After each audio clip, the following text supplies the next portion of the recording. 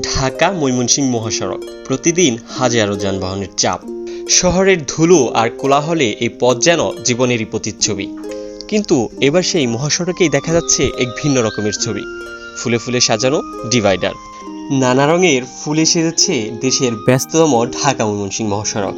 মহাসড়কের ডিভাইডারে এখন লাল, নীল, হলুদ, বেগুনি, আবার কোথাও সাদা ফুলের মেলা।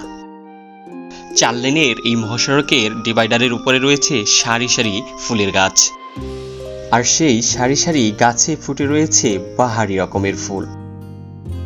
মহাসড়কের ডিভাইডারের মাঝে নানান রঙের রঙিন ফুল, আর দুপাশে পিচঢালা সড়ক। আর এই দৃশ্য এখন নজর কেড়েছে ঢাকা ময়মনসিংহ মহাসড়কে চলাচলকারী যাত্রীদের।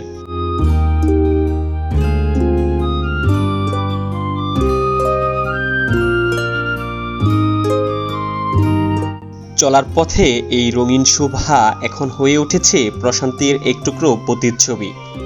পথচারী ও যাত্রীরা বলছেন, এই দৃশ্য দেখে পথ চলা এখন আর আগের মতো কষ্টকর মনে হয় না।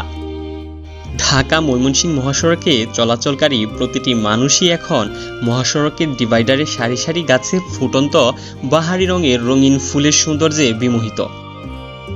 সারি সারি গাছে ফুটন্ত বাহারি রকমের রঙিন ফুল বৃদ্ধি করেছে মহাসড়কের সৌন্দর্য কয়েক গুণ। মহাসড়কের এই সৌন্দর্যের পিছনে কাজ করছে সড়ক ও জনপথ বিভাগের একটি বিশেষ প্রকল্প।